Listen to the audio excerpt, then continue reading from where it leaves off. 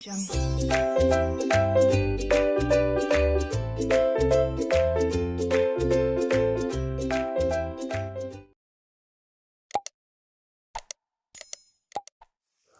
કેમ છો બધા? આ કમ્યુનિકેશનનું બીજું પાર્ટ છે જે છે ચેનલ ઓફ કમ્યુનિકેશન.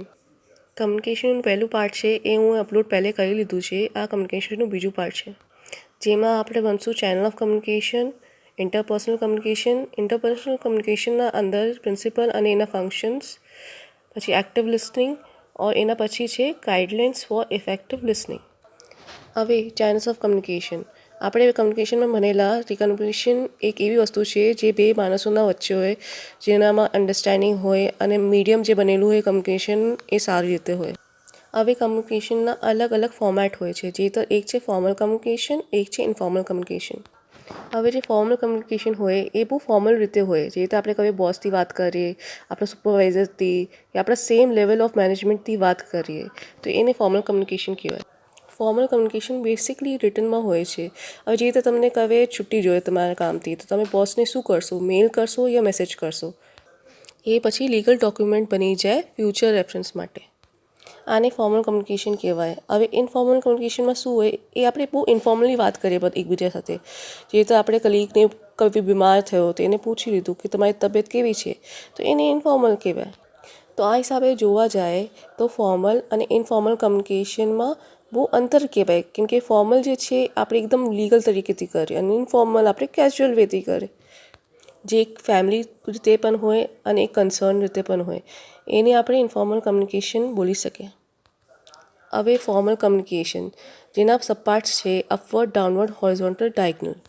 હવે પહેલું અપવર્ડ કમ્યુનિકેશન છે. અપવર્ડ કમ્યુનિકેશન બહુ ઇઝી છે, જે હું તમને બતાવીશ. હવે અપવર્ડ કમ્યુનિકેશન એક લેવલનું ઓફ કમ્યુનિકેશન હોય છે. જેવા ઓર્ગેનાઇઝેશનમાં તમે જોયા હશે 3 લેવલ હોય છે. પહેલું છે ટોપ, મિડલ અને આખરીનું લો લેવલ કમ્યુનિકેશન.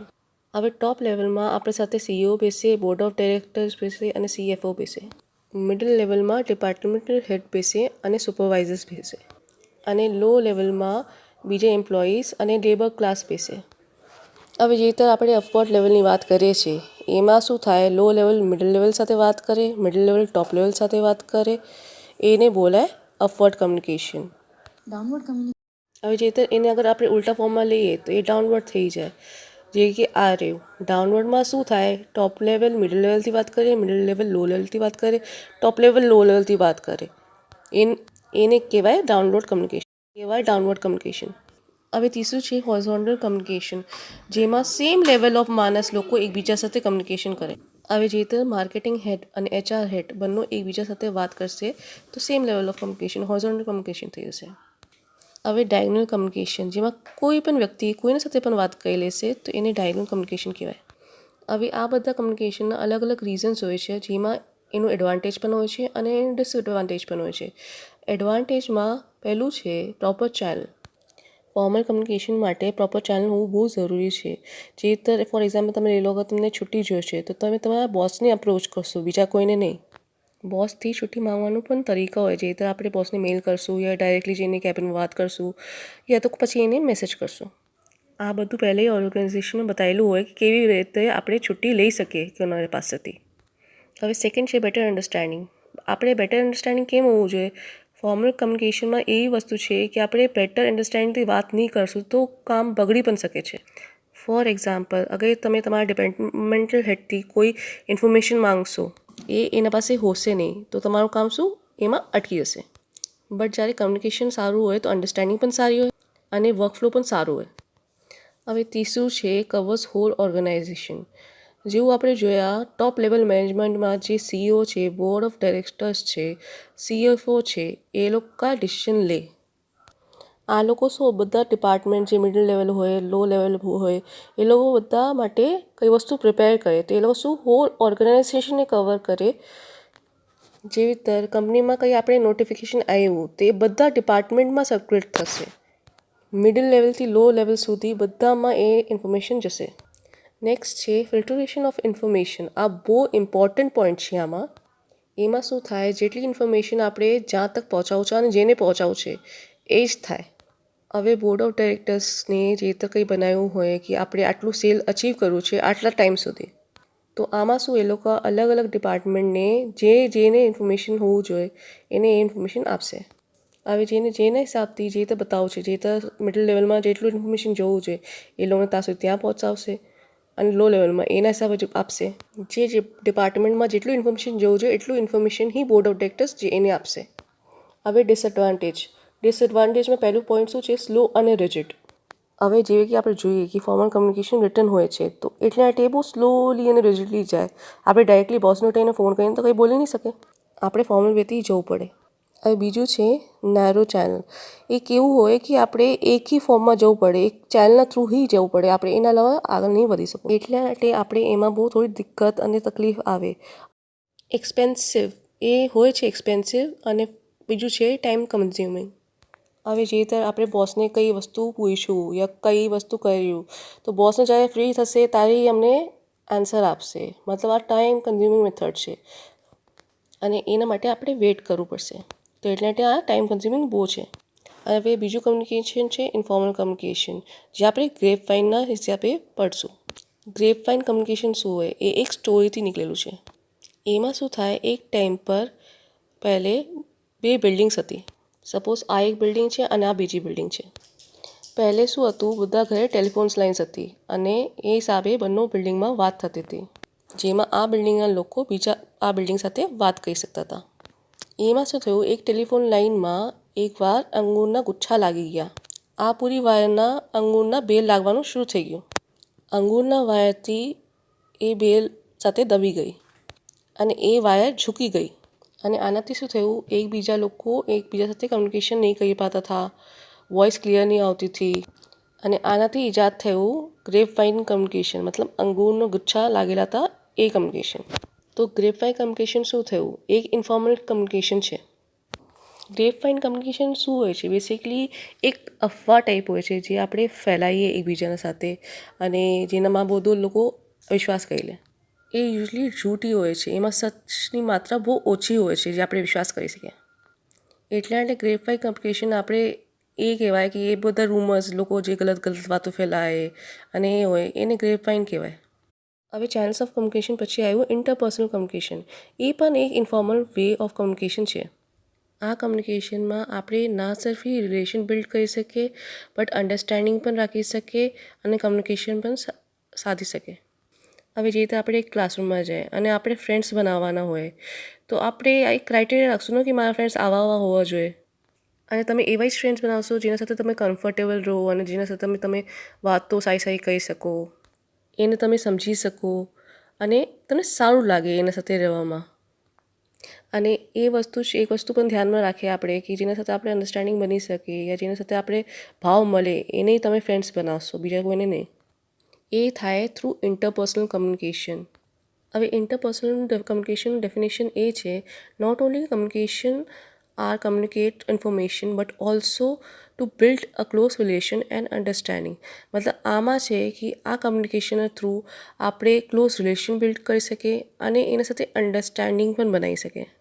હવે આના અલગ અલગ પ્રિન્સિપલ્સ અને ફંક્શન્સ હોય છે. જેવા પ્રિન્સિપલમાં પહેલું ઇનએસ્કેપેબલ, જેનાથી આપણે બચી નહીં શકીએ. જેવા ઇન્સાન જ્યારે એક સોસાયટીમાં રહે તો એની મજબૂરી બની જાય કે એને બધા સાથે કમ્યુનિકેશન કરવું પડે, એના વગર ચાલે નહીં, તો એને માટે એને બોલે ઇનએસ્કેપેબલ. હવે સેકન્ડ છે ઇરિવર્સિબલ. એના મતલબ જે આપણે એકવાર બોલી લઈએ એ પાછળ આપણે લઈ નહીં શકીએ મોડાથી. હવે ત્રીસરું છે કોમ્પ્લિકેટેડ. હવે આપણે કંઈ બોલવું છે પણ આપણે બોલી નથી શકતા, એનું ઉલટું થઈ જાય, એનું ગડબડી થઈ જાય, તો એને કોમ્પ્લિકેટેડ કમ્યુનિકેશન કહેવાય. અને લાસ્ટ છે કોન્ટેક્સ્ચ્યુઅલ. આ બધા પ્રિન્સિપલ્સ છે કમ્યુનિકેશન ઇન્ટરપર્સનલના. હવે આપણે ફંક્શન્સ ભણશું, જેમાં ફંક્શન્સમાં પહેલું છે ગેઇનિંગ ઇન્ફોર્મેશન. એવી રીતે જે રીતે આપણે ઇન્ફોર્મેશન વધારે જોઈએ, તો એટલે આપણે એના માટે કમ્યુનિકેશન કરે. હવે સેકન્ડ છે બિલ્ડિંગ અન્ડરસ્ટેન્ડિંગ. હવે આપણે સામેવાળાને સમજવા માટે, કંઈ કરવા માટે એના કમ્યુનિકેશન સાથે વાતચીત કરવું પડે અને એને અન્ડરસ્ટેન્ડ કરવું પડે. હવે થર્ડ છે એસ્ટાબ્લિશિંગ આઈડેન્ટિટી. હવે આપણે આપણી આઈડેન્ટિટી બનાવવું છે, તો એના માટે આપણે બીજા સાથે કમ્યુનિકેશન કરી શકીએ તાકી આપણી આઈડેન્ટિટી સ્પેસિફાઈડ થાય. હવે લાસ્ટ છે ઇન્ટરપર્સનલ નીડ્સ. હવે બધાને જોઈએ કે એક ગ્રુપમાં રહે, અને એક ગ્રુપમાં તારે રહી શકે જ્યારે કોઈના સાથે કમ્યુનિકેશન કરશે, એનાથી આપણી નીડ ફૂલફિલ થાય, જે આપણે કમ્યુનિકેશનમાં જોઈએ. આ હતા ઇન્ટરપર્સનલના પ્રિન્સિપલ્સ અને ફંક્શન્સ. હવે આપણે પડશું નવો ટોપિક એક્ટિવ લિસનિંગ. હવે તમે ઇંગ્લિશમાં ભણ્યા હશે હિયરિંગ અને લિસનિંગ બંને એક અલગ વસ્તુ છે. હવે આપણે લાગે કે હિયરિંગ અને લિસનિંગ સેમ વસ્તુ છે, બસ સેમ નથી, એ બંને અલગ છે. જે રીતે હિયરિંગ આપણે કાનથી કરીએ પણ લિસનિંગ આપણે દિમાગથી કરીએ. હવે જે રીતે હવે અમારા હાથમાં ફોન રહે છે, આપણે ચેટિંગ કરીએ છીએ અને સામેવાળા કંઈ બોલે તો આપણે ઇગ્નોર કરીને હા બોલી દઈએ. આનો મતલબ આપણે ખાલી હિયરિંગ કર્યું, મતલબ આપણે સામેવાળા જે બોલે છે આપણે એને સમજ્યા નહીં, બટ એવું જ ઓકે કહી દીધું, એનો મતલબ હિયરિંગ હોય. લિસનિંગ એ હોય જે આપણે સાંભળવું, સમજ્યું અને દિમાગથી એનું આન્સર આપ્યું, એને લિસનિંગ કહેવાય.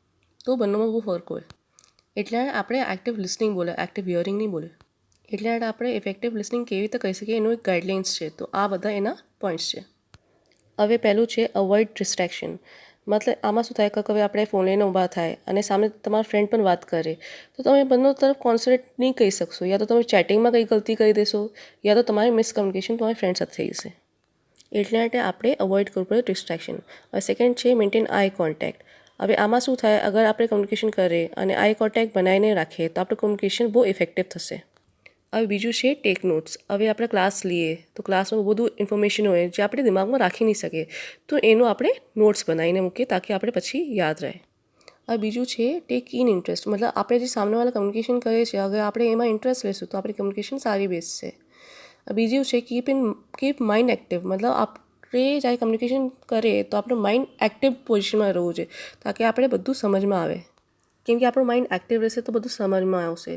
હવે નેક્સ્ટ છે અવોઇડ વિસ્પરિંગ. જ્યારે આપણે કમ્યુનિકેશન કરીએ કોના સાથે તો વિસ્પર કરશું તો આપણે કંઈ સમજ નહીં આવશે યા સામનેવાળાને સમજ નહીં આવશે. હવે આખિરમાં છે ઓબ્ઝર્વ એલ્યુમિનેશન ઓફ કમ્યુનિકેશન. આનો મતલબ શું છે, આપણે કમ્યુનિકેશન કરીએ તો આપણે મોઢાથી નહીં કરીએ, ખાલી આપણી બોડી લેંગ્વેજ, મૂવમેન્ટ એ બધું પણ બહુ માયને રાખે કમ્યુનિકેશનમાં. હવે તો જ્યારે આપણે કોઈને હાય બોલીએ તો આપણે મોઢાથી તો બોલે નહીં, આપણે હાથ ખાલી હલાવી દે તો બીજાને સામેવાળાને શું લાગે કે આ મને હાય કરે છે. તો આમાં શું આપણી બોડી લેંગ્વેજ ઇન્વોલ્વ થાય. બોડી લેંગ્વેજ ઇન્વોલ્વ થવાનું પણ એક ટાઈપ ઓફ કમ્યુનિકેશન જ કહેવાય. હવે આપણે હમણાં સુધી જે ભણ્યું છે એમાં શું ભણ્યું, પહેલે આપણે ચેનલ ઓફ કમ્યુનિકેશન હોય જેમાં ફોર્મલ અને ઇનફોર્મલ હોય. ફોર્મલ જે હોય એ જેમાં ફોર્મલ કમ્યુનિકેશન ઓફિશિયલ ટાઈપ હોય એના 4 ભાગ છે અને ઇનફોર્મલ કમ્યુનિકેશન જે હોય જે અનઓફિશિયલી થાય અને જે આપણે ગ્રેપ વાઇનથી કરીએ, જે મતલબ રૂમર્સ અને એ બધું હોય એને ઇન્ફોર્મલ કમ્યુનિકેશન કહેવાય. આ બધાના આપણા એડવાન્ટેજ અને ડિસએડવાન્ટેજ જે આપણે ભણેલું છે. એના પછી આપણે ગયેલા ઇન્ટરપર્સનલ કમ્યુનિકેશન. ઇન્ટરપર્સનલ કમ્યુનિકેશનમાં આપણે શું ભણ્યા કે આ કમ્યુનિકેશન ખાલી કમ્યુનિકેશન નહીં હોય, આનાથી આપણે ક્લોઝ રિલેશન બિલ્ડ કરીએ અને અન્ડરસ્ટેન્ડિંગ બિલ્ડ કરીએ. આના આપણે પછી 2 ભાગ જોયા જે પ્રિન્સિપલ અને ફંક્શન્સ હોય છે. એના પછી આપણે ભણ્યા એક્ટિવ લિસનિંગ, જે એને હિયરિંગ નહીં બોલાય, કેમ કે હિયરિંગ એ એક્ટિવ લિસનિંગનું પાર્ટ જ નહીં હોય. કેમ કે એક્ટિવ લિસનિંગમાં સાંભળવાનું અને સમજવાનું બહુ જરૂરી હોય છે. અને આખરીમાં આપણે ગાઈડલાઇન્સ ભણ્યા ફોર ઇફેક્ટિવ લિસનિંગ. તો થેન્ક યુ ગાઈઝ. અગર તમને કંઈ ડાઉટ રહેવું તો કમેન્ટ બોક્સમાં જરૂર લખજે અને તમને સારું લાગ્યું તો પ્લીઝ સબસ્ક્રાઈબ કરજે.